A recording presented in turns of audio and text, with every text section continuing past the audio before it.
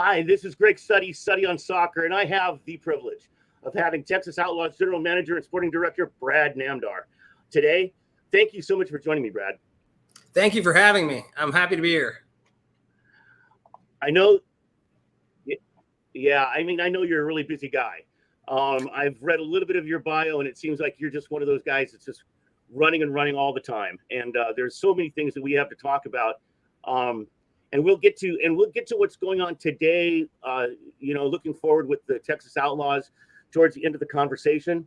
But first thing I'd like to do, and this is just sort of the way that people watch my show, they pretty much know what I'm doing, man. I'm going to start with where you got your launch in life and how you got to where you are today, and sort of make that progression of conversation through this conversation. And we don't care, to be perfectly honest, Brad, we don't care if this is 30 minutes or 90 minutes unless you don't have the time. So it's however long the conversation runs. So now I know that you grew up in Plano, Texas. That's right. And that's in and around the Dallas area. Talk a little bit about your life growing up in Plano. Sure. Yeah. So Plano, Texas is in Collin County, which is right below Dallas County. So DFW Metroplex, that's where Plano is. So I was born in the medical city of Dallas, raised in Collin County in Plano. Just like North Texas is a hotbed for soccer. So just like all the other, kiddos, you grew up playing club soccer and, played, high school football and just immersed in that environment. And so it was a great place to grow up. And after that, there's also a very diverse, community that we have here in North Texas. And it was really cool growing up and just, living life. It's different now, than it was back. I say back in the day, but back when I was, in high school and stuff like that. But it's awesome place to live and, grow up. So when you were playing college or in high school and you were playing football, you weren't a running back or a quarterback, you were a kicker, right? The funny part about that is that when I was in high school and I was in middle school, right, you do ODP, you do the club soccer stuff. So, I was getting looked at, for both sports. But I started kicking footballs in 8th grade, but I was a quarterback. Okay, I'm 5'5" on a good day. Yeah, I'm 5'5" on a good day. But back then I guess it was a little different too. So I was kicker and punter and quarterback and play corner and all that stuff. And then when you get to high school, when I went to Plano West, I made the varsity team, and then it gets more serious. So my quarterback career was retired, and I just was a kicker and punter there, and it was a real cool experience. Got to do a lot of good things as a kicker and punter there. So before we go any further in your particular story, let's make some connections with your pedigree and what's going on with the Namdar name in soccer in general, because one of the things that I found pretty interesting is your great uncle Jafar Namdar. He got some FIFA recognition as a referee. Talk a little bit about that. So Jafar, he passed away a few years ago or several years ago. He was one of the top people in Asia in FIFA. He refereed in World Cups. He refereed in Olympics. I actually have his I believe it's his World Cup tracksuit Adidas. It's like dark brown and stuff like that. Yeah, it's from the World Cup. And, he also, was on the commissioner of FIFA's board. He worked with the national team over there in Iran. I mean, he's a big time guy. He was a big time guy in the FIFA, spectrum in the world football or soccer. And he was super cool, tough guy, but very, very, very well known and respected in that era. So I do have. Yeah, it's kind of cool, when you think about it, because that's way back in the day, my great uncle. Yeah, that is so cool. Yeah. That is so cool. And then, of course, your uncle Chacha Namdar, he played for the San Diego Sockers for a lot of years in the ISL. Yeah, right. Yeah. No, my uncle, Uncle Chacha, he is by far, or was, when I was younger, right, I would go watch the Dallas Sidekicks play against San Diego or, LA later and all that good stuff. But that was so cool. In that, so many memories when he would come here and play against the Sidekicks in Reunion Arena. They would have the games in Reunion Arena back then. And watching him and then getting to see, Tattoo and all that good stuff. I mean, it was second to none of experience. He's your hero, right? You're a soccer player as a little kid, you look at him. So it was really cool. It was a good experience to have. And it's once I came into the league, I realized, he's got the real name ID compared to me. So it's really cool. It's a cool experience to be able to see that and talk to him about things like that. So I'm really lucky. Well, I've gotten to know Chacha relatively well. The one time I spoke to him on an interview I was doing a memorial interview for Fernando Clavijo shortly after Fernando Clavijo passed away. And we got together with Chacha and David Banks and Zoltan Toth and a few of the guys that had been teammates of Fernando. So the primary conversation I was having with Chacha at the time was his experience and memory of, Fernando Clavijo. But I've known him for a little while, and it's really cool. I contacted him. I sent him an email and asked him if he wanted to be on the show today. And he very graciously said to me, he says, something, Greg? No. He says, it's Brad's time to shine right now. You guys don't need this guy on the show. So it was pretty fun. Yeah, no, my Uncle Chacha, he's great. It's kind of cool because at the end of the day, I'll call him, and I spoke to him, I think last night too, 2 nights ago. And, he's a big fan of yours as well. And he's a big fan of, the league and the commissioner and it's really cool to talk and hear stories now. Cause now, the indoor soccer world is very different sometimes in the aspects of not only fan base, but just the game. Right. So now when I have conversations with him and Tattoo and these other, icons, I would say of the historically of the indoor soccer in the US, I learn some things that you would have never have known otherwise. And now the stories that when I'm talking to, it's more relatable, and I kind of get, the rhythm of something. So it's really cool. And I'm glad he'd like to let me shine on my own. That's funny, but yeah, it's cool. We'll talk a little bit more detailed about it a little later when we get to the current day, but just touching on the fact that, watching Tattoo play and then now working with him in the organization has got to be pretty fun. Yeah, it's a lot of fun. I mean, Tattoo, what can you say? I mean, he's one of the, icons of the league and the foundations of indoor soccer, and the knowledge he has is second to none. And the funny thing is that I knew Tattoo before this position. I knew Tattoo from when I was a little kid, right? And then I knew him when I was coaching too. I coached against him when I was starting my coaching career in my early 20s at prep school. And so, he knew my Uncle Chacha. And I have a funny story too. It was a true story.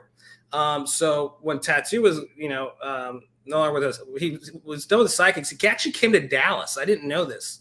I was really young, and he was with Gordon Jago. He called him he wanted to look at him. So he was here for like 5 days, and he was training with the Sidekicks. And he told me something about Tattoo, which I was like, oh, that's a pretty cool story. He said that Tattoo, my uncle had new respect for Tattoo because after training, Tattoo would stay for an hour or what have you, and then he would practice just turning and shooting and going on goals from the same spot, and his work ethic was second to none. So the respect the two have for each other is really, really, really great. But I thought that was a cool story. But then he ended up signing with LA, because they gave him a very good offer, and he was in San Diego and all this stuff. But I did not know that Dallas was trying to recruit him until like a few days ago. But that's why coming into the game, right? And all this stuff. The Tattoo is,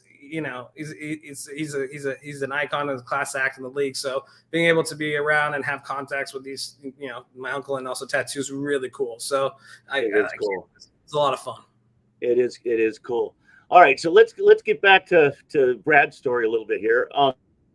We have you getting out of high school, and I understand that in your senior year of high school is when you started recognizing that coaching was something that you wanted to do. Yeah, I loved coaching because I started to do volunteer at a recreational league, right? And it was really cool. You learn more about the game as a coach than you do when you're a player because, you thought you could get away with like fake push-ups, and like the coach doesn't notice it or something. And so then, you get into like private skills, just 18 years old, 19 years old. So I enjoyed it. It was a lot of fun. And I realized at that point in time that, it's just different feeling when the kid you're coaching scores a goal as opposed to if you do. And it was really cool. So I kind of, did like doing both at the time. But then as I got older, probably in the college years, that's when I realized, okay, there's opportunities as well as, I wasn't too bad at this thing. So we got to take a look at it. So in college, first you went to Texas Tech University. Yes, sir. How was that experience? What did you think about that level of play? And I think a better question is, were you still playing at that time, or were you focusing on coaching? So when I went to Texas Tech my freshman year, I was recruited there to play football, for Texas Tech under American football. Yes, sir. Yes, sir. As a field goal kicker and a punter. So I didn't do too bad in high school. Texas Tech, football's king in Texas. So we got absolutely. It's king in Texas. So imagine that. Again, I told you I'm 5'5" on a good day. So you got high school football, you have Dave Campbell's recruiting system. You get the best talent out there. So when I got the opportunity to, I was offered to play at in various schools, but Texas Tech, that's also where my dad and my uncle went to colleges. And so that was back in the day too, when Bill Parcells was a special teams coach. And this is another behind the scenes story, is that Bill Parcells had my uncle. They when they came here from the US, they loved soccer. They didn't know about American football, but they were kicking 50-yarders, allegedly, according to them, left-footed and right-footed. And Bill Parcells was like, come on and be on the football team. And they were like, no, we like soccer. They're like, man, that's, we should have tried to do that when we were younger, but we didn't know about American football as much as now. And then when I had that opportunity to go to Tech and play, I jumped on it. And I was at that time, because when you play NCAA Division I football, especially at a school like Texas Tech, you don't have time to do anything else other than be a student athlete. I did some ODP coaching volunteering in that region, but it was 100% football. Okay. All right. I missed coaching and I missed soccer. And that was part of why I transferred to SMU to come back to Dallas. Shellis Hyman was the head coach of the soccer team there. And the football team also, knew me as well. And then he left to go coach at FC Dallas. So then I'm here at SMU. I'm, being a student athlete, doing other stuff like that. And that's kind of when the coaching year started really, turning back up, is when I came back to Dallas. And also, is that also when you no longer played football, American football? I took a break for a few years because of when I was. So I started my stagio. We'll go that one a little bit later, but that's when I took a break. But I came back at my last year at SMU because I was, I still got a leg, back then. Nice. So I said, all right. But it took a hiatus for some years. Then I came back and played. But during that break time, that's when I really dove in. I was coaching at St. Mark's School of Texas. I was working as a Cooper Fitness soccer pro. I was able to be the Estagio at FC Dallas under Shellis Hyman and Oscar Pareja, some legendary. Absolutely. Wow. Yeah, absolutely. So those opportunities kind of was like one of the things where it's like, okay, do you want this opportunity to be the first of something, and to learn, those opportunities don't come often. So I said, okay, let me dive into that. And then in 2012, after 2 years when I was at FC Dallas, that's when I said, you know what, I kind of balanced this. And they were like, it's okay, you can play football. So I went and played football, my senior year there, while I was also an undergrad, while I was also running Dream Big, the soccer thing, and all this other stuff. It was a lot. It was a lot of experience. Yeah. Wow. I mean, explain a little bit about, one thing, a program that you organized called Dream Big Soccer. What was that?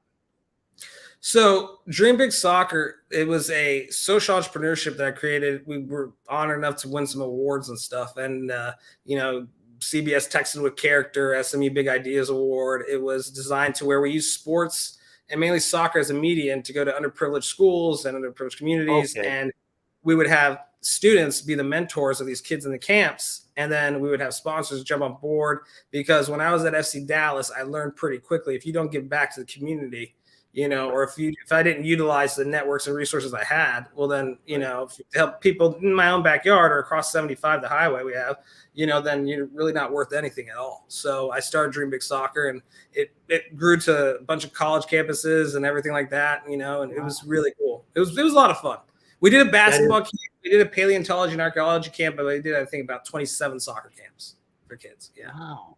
All right. Now you mentioned Estagio. That is a position coaching apprentice is what that means. Is that right?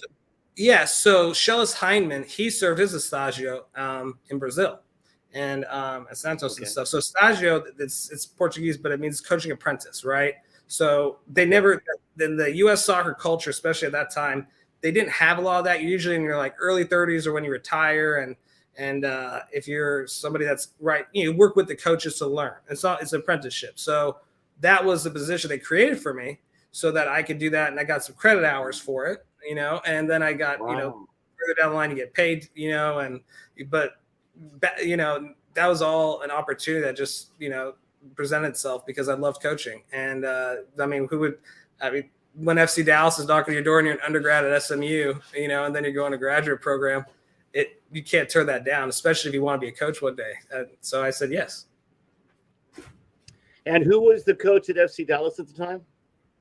The head coach at the time was Shellis Heinemann, and the academy coach who I worked with, and he taught me a lot too, is current Orlando City MLS's head coach Oscar Pareja. So he worked the academy. So I was working with both the academy and then also with the MLS team. So the amount of knowledge and the people in the environment, I've got stories for days with the first team and the academy kids, and they were 3 years younger than me. Some of them even like 4 years younger than me. So today we announced for the Texas Outlaws, one of my former players that I worked with when he was an academy player and then became on the first team, Ruben Luna, as our club ambassador. Well, and we just put that out there today. Ruben I knew because I was with Dallas, and that's crazy how the world comes in full circle. Phenomenal professional that he was. It still is. He was a phenomenal talent, Mexican, youth national team. He played for FC Dallas. He was the first homegrown player to score a goal. And then when I got this position, it was one of the things I did is I called Ruben. I said, Ruben, you got to be an ambassador for your community here in North Texas and for soccer. And he was thrilled and wanted to jump. All right. So we'll talk about that for a minute right now. And before we go backwards a little bit back into the past, but let's talk about that. This is a position title that I've honestly not ever seen or heard before. Club ambassador. I think that's really cool. It's more an outdoor. So like you'll see MLS teams, you'll see some teams utilize this also in Europe too. And it's somebody who is a person that advocates also, wants to get in the community, wants to learn the executive side of things, but is also somebody who has the moral character and fiber, in my opinion, to also do that. So, he's going to represent our club. He's, encouraging. He's someone who's can be a face in the community and represent us. So, and he also represents the community here in North Texas. I mean, he's a homegrown guy, over here in North Texas and Mesquite, and, very respected. And we're lucky to have him advocate for us and support us. So, so you graduated from SMU. What was your next step after that? Well, so my mom always says to me, she's like, make sure you tell people you got a degree in your story and stuff like that. So yeah, I graduated, thank you, from SMU. Then I got my master's, at SMU. And during that time in my MA, that's when, after FC Dallas, I became the SMU men's soccer director of operations, on top of the St. Mark's coaching, on top of so many things that, I was doing with that stuff and being involved in soccer. And then from there, I coached in high school, was a high school teacher for a year. That was an interesting experience. That was definitely different UIL, high school soccer versus club versus private school versus all this stuff to get experience. Right. You learn budget issues with one, entity versus another one versus the public-private school versus all that stuff. So that was really cool. And then after that one, I got an opportunity. I was the head coach of a junior college at the time called Mountain View Junior College. I was the head men's and women's college coach. So I was slowly incrementing where on these things to get experience. So at that point, I mean, I had MLS experience, had private, public, JUCO, NCAA. Absolutely. And so it was nonstop. And then after the college, that's when we got into, or after the coaching college at the men's and women's, and that was 2 programs, mind you. That was a men's and women's program that we had to run. And you learn just, you learn to appreciate, when you have it. So we at FC Dallas, right? you get all the gear, you're good, right? And then, you go to one area, you realize, okay, I got to fundraise. I got to raise money for my team, and I think Dream Big helped me with that, the grind to push that stuff, and then I went and there was an opportunity with candles after that, it was kind of crazy. Okay. So now we've just run through, say, from roughly 2011 through 2015. Is that about right? Yeah, 2016. Yeah, that's about right. Yep. Okay. And was it then that you decided to sort of so before we get there, you're mentioning, brother, you're mentioning all kinds of things that you're doing. Like there's 6 or 7 different responsibilities, levels of play that you're doing over the period of about a 4 or 5 year period. A lot of this had to be simultaneous. Yeah, it was. Here's the deal. I'm lucky to have good people that were around me, and also, parents and family that were very supportive. But also, you got to look at the end of the day, and I firmly believe this too. If you want to get after it, and if you want to get opportunity, and you turn down opportunity, well, then don't expect it to open its door. And if you're in an environment where you can do it, and especially at that time, I had a lot more energy. Absolutely. I was lucky to have it, but if you don't perform, you don't get another one. So, a young coach, you think I'm going to have the first team whistle as a coach? No, you're 24, 25. You're not going to be the MLS, but guess what? Got to utilize the opportunities you have and do it, and sleep when you're dead, as they say, So, well, you say that you had more energy then. I can't imagine having more energy than you have right now. I see some of the things online of where you're at, where you're going, and it seems like you figured out the magic trick of how to be in 2 places at one time. Yeah, it's man, I don't know if I figured it out. It's just you've got to have time management, but also at the same time, you learn that if you want to represent, right, and if you want to advocate and you want to grow, you have to make priorities for that. There's shortcuts in life and everything, Mr. Greg. There are, there's some people, some, environments that where you can walk and just walk in the room, and because of certain infrastructures you have, you get everything handed to you, and there's somewhere you can't. And so I've never been one of those people who doesn't believe in going to the community and going to go earn it. And so that's something that it's normal to me. It's a privilege to be, these guys, they gave me this thing today, the Noon Exchange Club of Garland. It was really cool. We went to go speak there. Yeah, their advocacy for children and all the good stuff they're doing. That was pretty cool. They gave that to me today. I thought that was awesome. But they're a great organization. You got to support them. You have to go out there in the community. You have to network. If you want to, be a professional GM, you have to do these things. So, but the good part is I was prepared. I feel like, before this and, many years ago, and having a diverse resume, it helps you with the conversations you have from logistics to business, all this other stuff. So what, at this point in time, prior to you going off on your own to start running your own entrepreneurial business and whatnot, before you start doing that, before we talk about that, have you, at this point in time, have you yet been pushed into a situation where you sort of were brought in at the 11th hour? I know that there's a lot. Have you already in the 2011, 2014, in that period of time, were some of the programs that you picked up at that point, were you brought in sort of late in the game, trying to have to do some fundraising, trying to find a field to play on, any kind of that kind of activity going on? So, yeah, I like to always talk about the good times. People like to always, broadcast about the good times and the glitz and glamour. But no, for sure.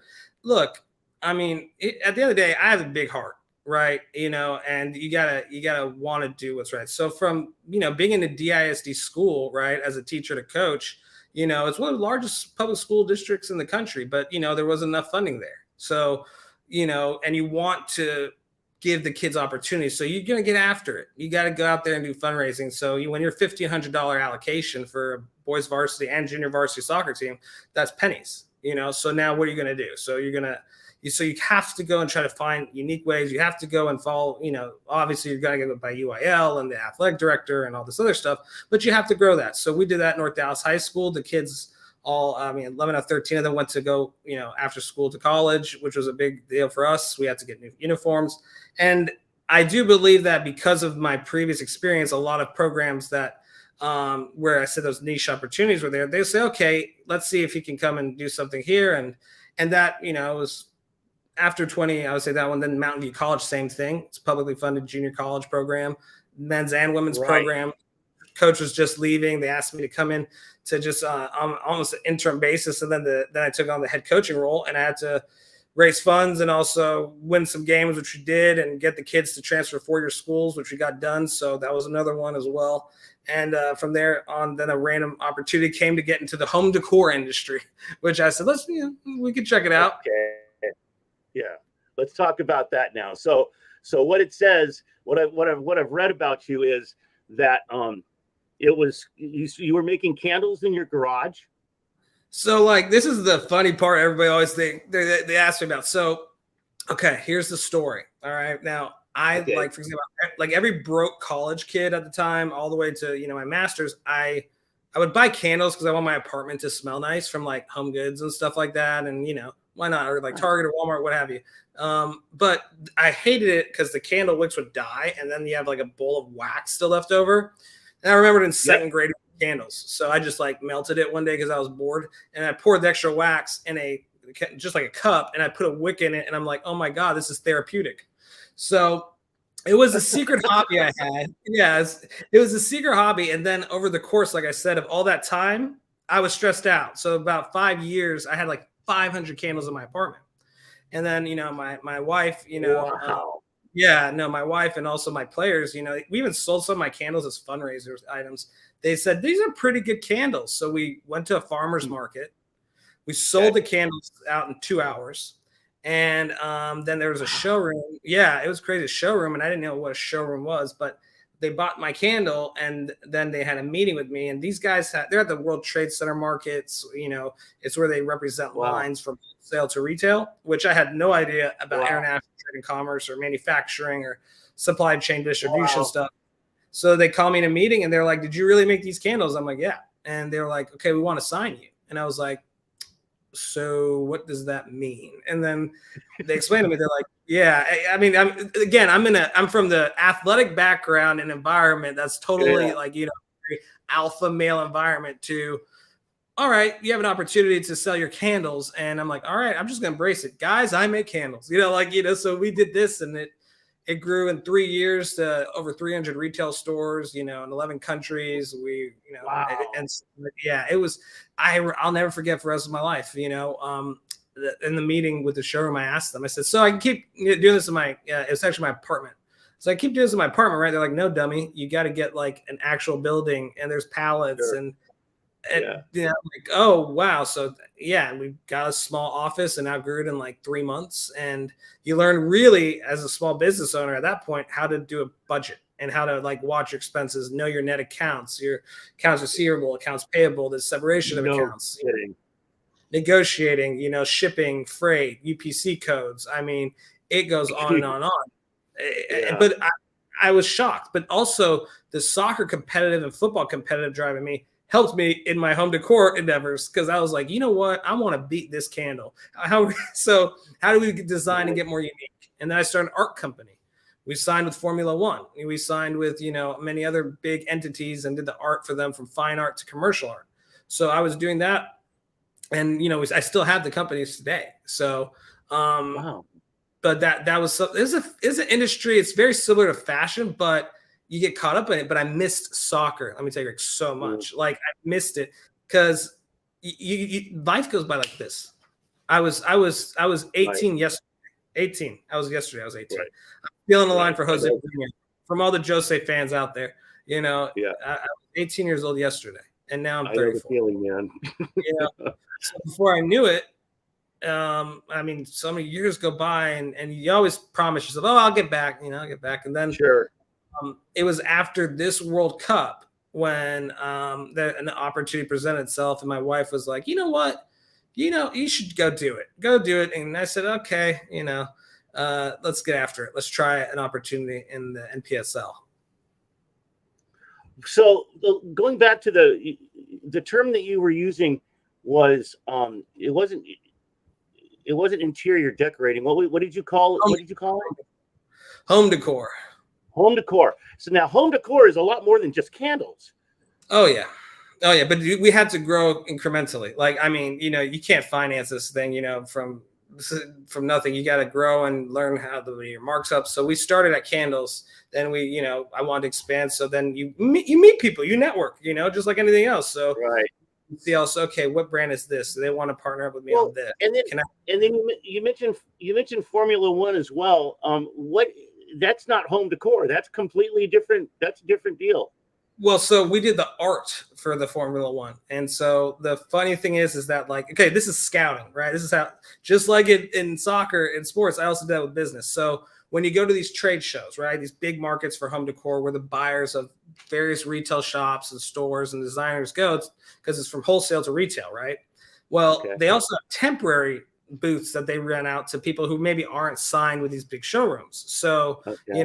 but I wasn't one of the people who snubbed my nose at it. I went and walked one day and I saw an artist, and she had a passion for painting F1 art and was very good contemporary artist. And so I was like, this is talent right here. And I was launching my art label. So I signed her, and she told me it was her life's dream to paint at the F1. And I said, yeah, we can make it happen. I have no idea, but I reached out, and 3 months later, Formula One, and when they came to Austin, Texas, they said, we would like you to be the art line. And I called her. I said, you're going to need to get a plane from, San Diego to come down over here and, paint live at Formula One. So we got to meet the drivers, Carlos Sainz, Hamilton, and all those guys, and sell in the owners club for Formula One. So that was pretty cool. That is extremely cool. Yeah. Now, as a result, F1 fan, by the way, and if you like, she loves right. the Netflix Drive to Survive. If you look at our company, you'll see we did an icon piece for Carlos Sainz. We had the CEO of McLaren come up to get the art piece from us, and I have to. It is an art form, Formula One. But I walked in there like green, like, all right, what's this thing about? We got cars and they go around the track, and okay. But but my wife, she was like, this is on my bucket list is F1. I'm like, well, check that one off. We're now in the owner's suite. So we had to do that. It's so cool. Yeah. We got that is so cool. I met people too from that experience, right? There's people I talk to today who I would run through a wall for. They were great human beings. So you just keep these experiences going and roll with life. So you got some recognition with the successes with what you're doing. You got some recognition. You're appointed to the advisory board of the United States Chamber of Commerce. Talk about what that's all about. Yeah, no, the U.S. Chamber of Commerce Small Business Advisory Board. That was pretty cool. The U.S. Chamber of Commerce, like, they just like any chamber of commerce, they, want to set policy. They look at think tanks. They, give their advice on stuff. So when they called me, I was very honored at the time, and I still am, and all this good stuff, because when someone asks to be on a board, and again, was in soccer, not much boards unless it's like, tournaments and other stuff and leagues. But, from the coaching side, you remember the brain does not go to the administrative side as very quickly on some things, especially when you're younger. Because every day I learn more, I know less. So they asked me to be on there. So, because I was a young business owner, at the time when I got that, but we had good enough growth to where apparently if I gave my advice on something, it would matter to some people. So based on the experiences that I had. So I was very honored to be on there and do some good stuff. And then that wasn't it, though. Right about the same time or shortly thereafter, the Texas governor gets a hold of you, and you end up on the board of the One Star Foundation. What was that all about? So the One Star Foundation is a board that was another board that was put on where it's for nonprofits. So it's a nonpartisan thing, and what it's all is we would vote and also look at promoting volunteering in Texas. You would look at allocating funds for nonprofits that apply for different grants, and so we were really advocates for helping out nonprofits, volunteer in Texas. In 2020, when the pandemic happened, the advisory committee and the emergency response committee action system, we were part of that. So, it was a phenomenal experience and an honor to be appointed to be able to, help nonprofits grow. And dream big is kind of a big reason also why in my background with business, to where they said, okay, he has, a lot of experience dealing with nonprofits and working with nonprofits and giving back as long with business. So they asked me if I'd like to serve. I said, let's get after it. Let's get after it. I think that's your slogan, isn't it? I got two. We are Texas, and let's get after it. There it is. So the dream big thing turned out to be a really cool thing early in your life. Very much so. That had a very long legs and impact as you've gotten older and grown in your profession.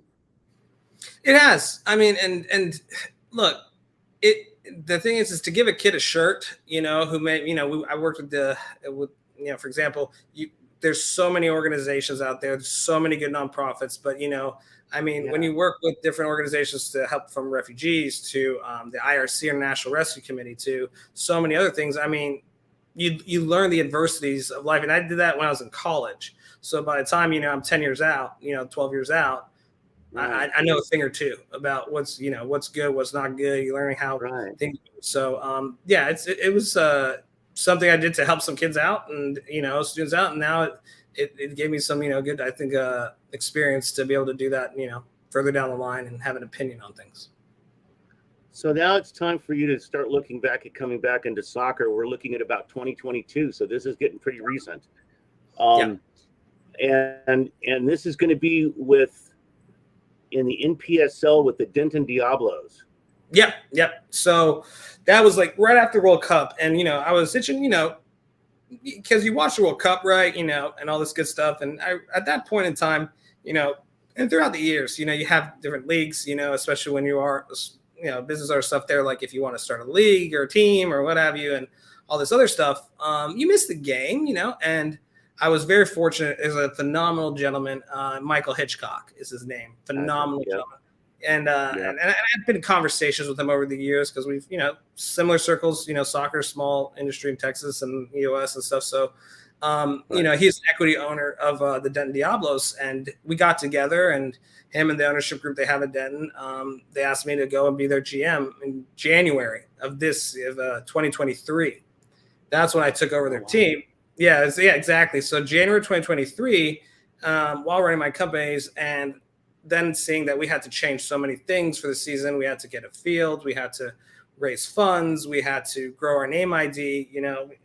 There's a lot of records we broke, from our sponsorship dollars raised to our number of sponsors. Securing a field in Denton, at Texas Women's University was phenomenal experience there. So I had to get after it pretty quickly in that time frame.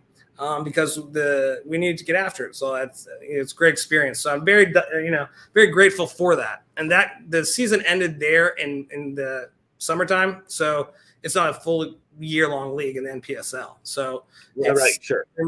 And me coming in January, you usually use the summertime, July to December, to do your fundraising, because your season, is going to start in May. So when they brought me in, that's a fourth quarter, bringing a guy in to do a lot of things and to help, get the club going again. And so I'm very thankful for being able to have that experience. So this is another time.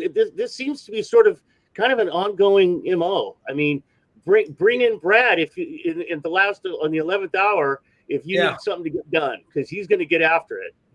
Yeah. I'll say this too. It's kind of like a field goal kicker, because my first game in varsity football, first game, you grow up in Texas, you dream of, playing in varsity football. And we played against number 25. I know you're going to go with this. And I was brought, and this is my first game. And mind you, first varsity game. When you're in 7th, 8th grade, you go to the Friday night lights, you go to the games, you dream of being one of those field kickers. They go and they have me in there, and I'm kicking my extra points. My knees are shaking, Friday night lights. And I kick the first extra point, and I was just like, okay, I got this. Once you see the ball go up and it's through the uprights, you're like, I got this. So you get confident. Then in first overtime, playing against this big team and all this other stuff, and I kicked the game tire. And I, tied 3-3 overtime. We went to triple overtime. I kicked the game winner, 35 yards down the middle. First varsity game. So, and they stormed the field, and there's a photo of me and all stuff. And that was the dream moment.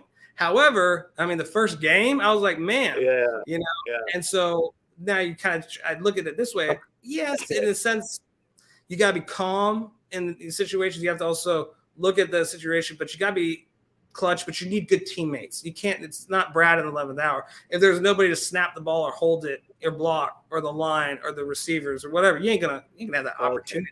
So I also, have people that are around me that are good, and I just, do my part.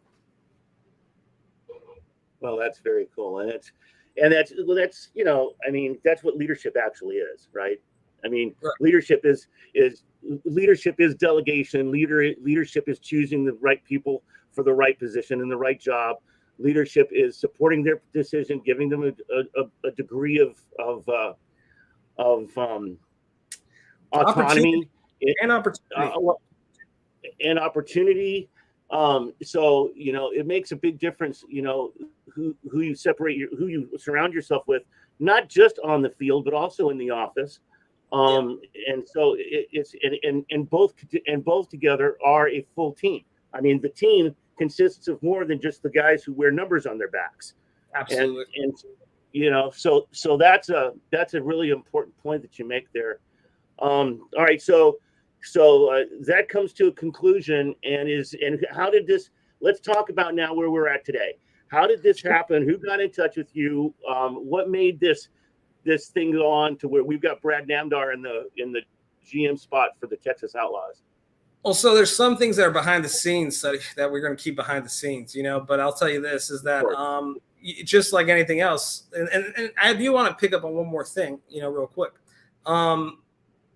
When you are given opportunity, like for example, I'm saying great things about Shellis Hyman and Oscar Perea and all those people in tattoo, because if they gave me an opportunity as a young coach and someone to learn from, good leaders and people who deserve success and should be in positions to be able to make authority or decisions or have these things are the ones that are willing to give others a chance to come through. That has stuck with me my whole life, especially through that one. So here, 100% do I want to empower our new front office staff? Do I want to empower people to get their foot in the door? Absolutely. And help our players and to do everything we can, because that's really the catalyst. So just like a player, right, as an opportunity to go to a higher level or move up in the ranks, just so does a GM, so does a coach, so does whoever you are. So doing well, right, in the NPSL, open the door for conversations with me and various teams and leagues. And what they're doing in Mesquite, Texas, and Dallas County, was extremely what's the word I want to use? A great opportunity to be able to get after it with phenomenal coaching staff, with a phenomenal player, phenomenal owner, phenomenal infrastructure. We have national team players that I get goosebumps when I think about it. I got players that I got national team coaches calling me. A year ago, no, I was, not doing that in home decor and doing all this other stuff. But, I have national teams coaches calling me. We have players that are good, to say the least. My boy, scored the game winner at the U.S.-Mexico event, Yeah. And we had multiple players called up there. Even Chad, Vandergriff, he plays for another team, but he was in Dallas at one point. He congratulated me on getting this role. So it's so cool coming back and having a lot of these connections that I did on the foundation years ago. But the opportunity we have here is great. And within the first week, we decided to make sure that this team is representing of what its values and core beliefs are, and that is the state of Texas. Right. Now I was just going to ask you about that. So the rebranding is that's got your name on it, right? It has Texas's name on it. Well, what I mean is the fact that Texas is on that shield that's on your chest right there, and it says Texas Outlaws as opposed to Mesquite Outlaws. That was your idea? I advocated for it. I came in and I said, okay, you're giving us opportunity, so we're going to do. Don't waste it. And I thought that, one, we are so blessed and honored to play in Mesquite Arena in Mesquite, is inside of Dallas County here. And, the Mesquite Outlaws and the city of Mesquite itself is where our foundations and roots are. But the cultural diversity you see on our roster, the culture that you see in Texas, the culture that you see within, our players representing the United States, I felt that we are Texas, we represent the culture of Texas. Our arena has history within itself.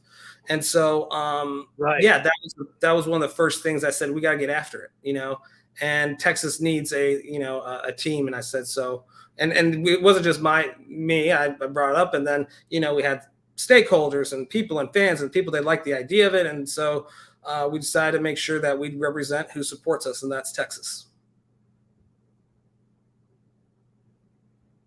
And it's not a unique idea really when it comes to the state of Texas, because the first thing I thought of, literally the very first thing I thought of was the Texas Rangers. That was the very first thing I thought of was this is not something that Texas has not seen before,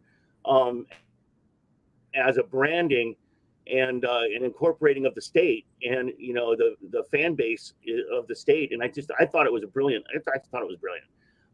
One of the things about that is, when you identify the community that you identify to as something that everybody knows, everybody in the whole country knows, hell, in the whole world knows Texas, but that's not true of Mesquite. You can't say that. I didn't know. I didn't know of Mesquite as a city. I've got family in Plano, and I still didn't recognize the name of Mesquite. I've been to Dallas. I've flown into Dallas Fort Worth. I've gone to the National Soccer Hall of Fame up in Frisco. And I still did not know about Mesquite, the community of Mesquite, until the Mesquite Outlaws happened. But when you brand something with something that is Texas, everybody knows where that is. Yeah. So that's a pretty solid idea. Okay, so I got to ask. We've mentioned Tattoo a number of times. This is a whole new paradigm as far as the relationship that you have with him. The relationship between a general manager and a head coach is an entirely new paradigm than a fan and a player, or opposing coaches on the opposite sides of the field, or anything like that had been a previous relationship that you had with him. How does it? Mm-hmm. And this guy, I love him. He's one of the most passionate men. I remember watching him play all the time. He was always on the opposition. I was always, not rooting for his team to win, but just loving the guy, respecting the guy. And I only just first recently met him personally last season. Excuse me. I had him on a live interview that I did. Not a live interview, a face-to-face interview that I did with him following a game in San Diego. And he's the same guy in person as he is on, to talk as he is on, so talk to me a little bit about that relationship. How does that relationship working with you guys? So, Tattoo is Tattoo. He is a phenomenal coach and person and human being, and is very passionate. So, it's easy to work with. He is also, I would say, one, he's a player's coach. He understands, what the league and the players are like. He understands. So I'm learning from him, a tremendous amount. Not just on the field, off the field as well. So, sure. And then, I'm not 12 years old or 10 years old anymore. So, there's things and experiences I have that are unique as well. That just like any relationship, that you respect each other on this one. But at the end of the day, of course, it's Tattoo. So I would be a very bad GM if I did not recognize not just him and the coaching staff that he has and our training staff.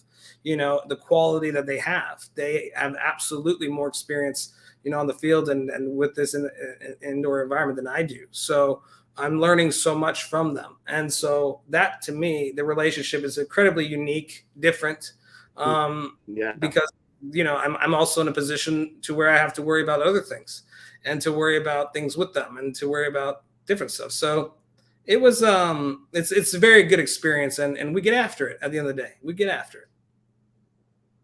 Getting after it. All right. So you're a busy guy, and I really want to thank you for giving me the time today, but we're not quite done yet. Excuse me. But you're a busy guy. Talk a little bit about some of the things that you're currently active in the community, what you're doing, who you're reaching out to,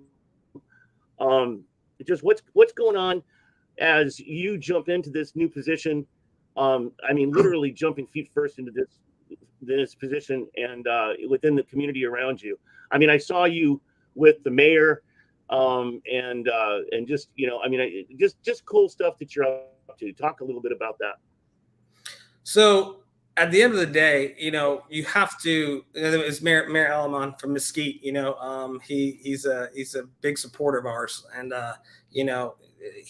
we met and we discussed it because when you're with a professional sports team, I think it's important to make sure that one, and I'll say it again, we are Texas, but our roots and our foundation is in Mesquite, Texas, and to be honest with you, by changing the name of the team, we are Texas, but I actually brought more people to learn about, Mesquite's arena and the environment, playing, the history, the rodeo, and so many other things. So, Maryland is awesome. But also before that, it's Hispanic Heritage Month. So, we go to Viva Dallas. We go to these events. We go to Latina Dad. We go to the Hispanic Latino community that's here. They need a team. They also, they're so diverse. We have diverse communities. So when you want to represent Texas, you have to go and get after it and get in the community and the different cities that are around there. We have 254 counties in the state of Texas. We're the 9th largest economy on the globe. Right. We are a big state with, from cattle ranchers to hedge fund managers. We have a big diverse workforce too. So when you're in a metroplex of DFW, which is the most high intensity or dense professional sports area in the world, you've got to get after it. And so with me, you've got to go. And we are a new team in the sense of we're Texas Outlaws, but also we haven't been in the league for 20 years, Mr. Greg. We haven't been here for 30 years. Now, we can beat some people, and we got some darn good players, and we represent the United States of America, and we represent Texas, and we represent Mesquite, and we represent North Texas. But we have to now build the foundation of that. Because our competitors, it doesn't matter. San Diego, they've won 1 million times the championship. Chihuahua, New Mexico, they just won. We have some great people over there in Dallas that they, when Tattoo played all the way to now, they've been in the league. So they have those foundations, and we're getting after it with our relationships with, making sure that we are, we may be the one interview, they referred to us as the redshirt freshman. And I said, okay, good. Well, at the end of the day, when you're a redshirt freshman and you're coming back in, it's a good thing if you got some experience and you got some guys that know how to score goals and get it done. So we have to do that. It doesn't matter if it's a chamber, a mayor, a commissioner, or a player, or someone who's an event. It doesn't matter. You got to get after and get out there. And if you want to do that, you have to. It's adapt or die, But at the end of the day, I'm very privileged to be able to be in a position to get stakeholders. So we're getting sponsorships. You have to also work with the players. You have to work with the community. You have to, we have some exciting things that, I don't want to leak yet, but, you have to get after it to be able to get those opportunities. Because if I sit at home, it ain't going to happen. When you, did you keep the office staff, or did you bring in your own people? Did you keep the people that were already there? So we were really lucky on a few things. So, well, one, we had someone returning as well. Michaela, she came back and she was she's our director of marketing, phenomenal talent, with what she does. She does so much more than our marketing and social media. And she's very adaptable too. So the changes that I came in with also and ideas I have, we're utilizing that and a mixture of learning from what she knows and knowledge she has. And then we also had, there's so many other people besides just front office staff that were stakeholders and want the team to do well, that volunteered. So I don't get enough shout outs. I brought in another gentleman who's wonderful. His name is Michael Delgado. He was a coach here for 10 years and, a college coach and stuff like that. And he jumped in with me as well. And, we've been onboarding a front office staff that wants us to do well, that wants us and knows, who we are. I mean, obviously, when you come in, as when I did, in August, you kind of have to hit the ground running. So we're bringing interns and new staff, and we're getting after it. And so we're very lucky to be able to be in a position to bring in a staff, because it's very difficult sometimes when you're a new team. So we've been able to bring in some people, but we're still looking to bring always new and good people. So let's talk about the two of the things that people really are interested to know. Um, that is results on the field for this upcoming season. How's the team going to perform? How are you guys going to do? What are your goals? I mean, obviously, when I've asked this question in the past, obviously the goal is to win the Ron Newman Cup, but short of that, what is your on field goals on the for the team? And then secondly, is attendance. What kind of things are you doing in the area of that, making, like you said earlier, making yourselves more recognizable, more familiar with the community, that people know who you are and that you're there. Um, and yeah, talk about those two things. So the first one, on the field, well, our goal is to play not only, I mean, people know who we are, Mr. Greg. They know we play attractive soccer. They know we have, one of the top coaching staffs in the country. I mean, those who know, right, that are in the indoor soccer world. So Right. making sure that we keep that pedigree of also winning and a culture of winning, but also we're going to play more attractive soccer. We're going to entertain the fans. We're going to win a national titles. What everybody wants to do, right, is to win a national championship. Right. But we're going to win. We want to score more goals than the other team. We want to win more games than the other team, and so that's what we're going to do on the field. And because when we go on the field, Mr. Greg, we also, and I make sure that the players that I talk to, that I've been called up to the national team and stuff. You represent not just Mesquite and Texas, you represent this country. So when you're on this program and when you put on that jersey, you're going to play like you represent our country. So it's a big ask, and I make sure they understand that every time we talk about this upcoming season, because there's eyes on you. Yeah. So now that's the country of Texas you're talking about, correct? Well, it's the country USA. Here's the thing. Texas is the lone star that holds all 49 together. Sometimes there's a say they had, right? So, but no, I mean, it's an honor for these guys, for the USA. It's an honor. So on the field, we're going to play that level. We got to keep the standard that high. Off the field with fans, that's different. On the fields, we have to get in the community. In one of my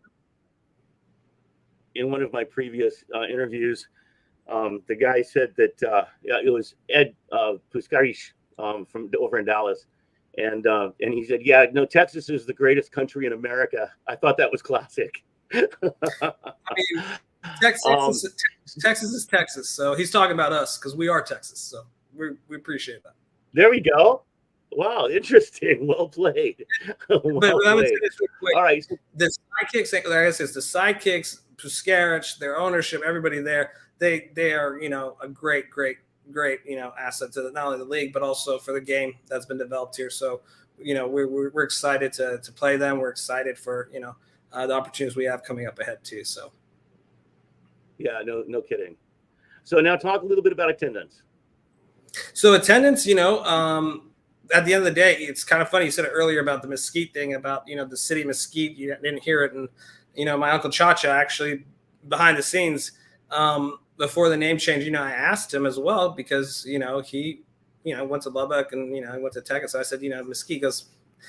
I'm not familiar with it. And that's not a knock on Mesquite. It's just that at the end of the day, that's the main thing. And now that we've changed our name, we have to go into the communities around here. I mean, I get calls from people from all over the state of Texas, but the country even, that want to be involved or something in certain capacities. So we're doing a grassroots effort. I got a playbook.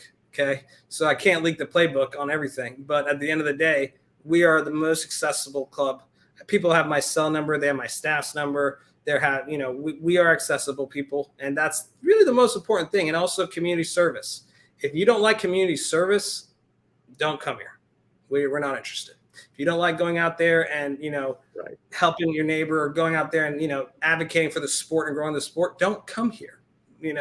If you just want, these are the cultural things that we're putting in the team that I really emphasize, because if you do that from bottom up and top to bottom, doesn't matter. It spreads. So we are going to be the team for the community, and they'll support us in return. Well, and you're backing up those words with actions, because I've seen it online. In fact, I've shared a lot of it online, of what the Mesquite Outlaws, the Texas Outlaws, are doing in the area around Mesquite, in the community, with the children, with different organizations, and it really is an outstanding. It's an outstanding show of what Brad. Seriously, it's an outstanding show of what you're doing. I mean, there's clearly been something new happening in Mesquite, Texas, since you showed up on the scene for the Texas Outlaws.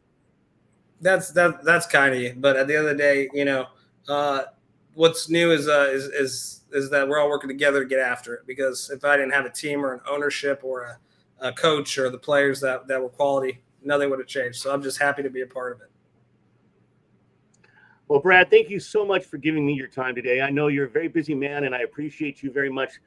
Reach out to Michaela for reaching out to me. She reached out to me to make this thing happen, and I really appreciate her doing so. Yeah, she's dynamite to work with. Just setting this thing up, she was dynamite to work with, easy to work with, and I really appreciate her reaching out to me and getting this done. It's been a great time talking with you, getting to know you better. I look forward to meeting you in person. Yes, sir. Thank you for having me on. All right. Thanks, my friend. We'll talk again. See you guys.